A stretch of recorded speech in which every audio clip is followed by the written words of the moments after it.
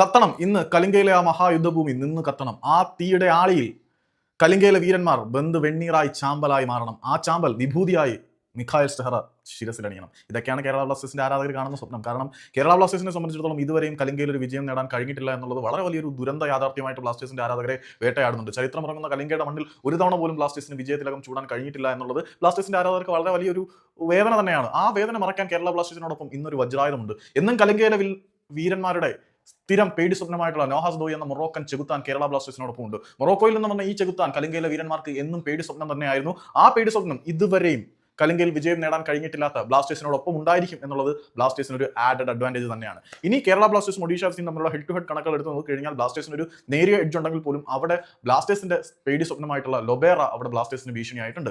അപ്പം മത്സരത്തിന് മുന്നോടിയായിട്ട് നടന്ന പ്രീ മാച്ച് പ്രസ് കോൺഫറൻസിൽ ലൊബേറ ബ്ലാസ്റ്റേഴ്സിനെ നന്നായിട്ട് പുകഴ്ത്തിയിട്ടൊക്കെ ഉണ്ട്.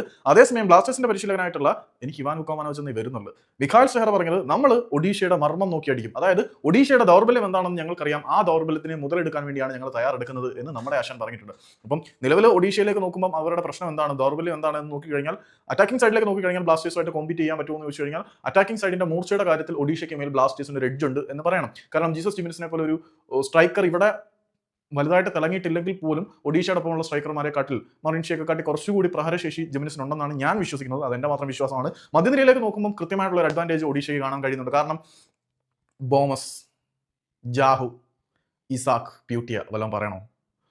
ഇന്ത്യയിലെ ഏറ്റവും മികച്ച ചോരത്തിളപ്പുള്ള മിഡ്ഫീൽഡേഴ്സിൽ ഒരാളായിട്ടുള്ള ഇസാഖ് ഉണ്ട്. പിന്നെ പ്യൂട്ടിയുടെ കാര്യം പറയേണ്ടതല്ലോ, ബുദ്ധി കേന്ദ്രം എന്ന് വിശേഷിപ്പിക്കാൻ കഴിയുന്ന മിഡ്ഫീൽഡറാണ്. കേരള ബ്ലാസ്റ്റേഴ്സിന്റെ മധ്യനിരയിൽ പ്യൂട്ടി ഉണ്ടാക്കിയ ഇമ്പാക്ട് നമ്മൾ കണ്ടതാണ്. അത് ഒഡീഷയിലും പ്യൂട്ടി ഉണ്ടാക്കും. പ്യൂട്ടി ഏറ്റവും ബുദ്ധിമാനായിട്ടുള്ള മിഡ്ഫീൽഡറാണ് എന്ന കാര്യത്തിൽ സംശയമില്ല. പിന്നീട് ഇന്ത്യൻ മണ്ണിൽ ഏറ്റവും കൂടുതൽ സക്സസ്ഫുൾ ആയിട്ടുള്ള രണ്ട് വിദേശ മധ്യനിര താരങ്ങൾ അഹമ്മദ് ജാഹും ഹുബോ മുഹമ്മദും. സോ മിഡ്ഫീൽഡിന്റെ കാര്യത്തിൽ അവർ സെറ്റാണ്. പിന്നെ പ്രതിരോധ നിരയിലേക്ക് നോക്കുമ്പോൾ അവർ വീക്കാണ് എന്ന് പറയണം. കാരണം ഡെൽഗാഡോ പരിക്കേറ്റ് പുറത്താണ്.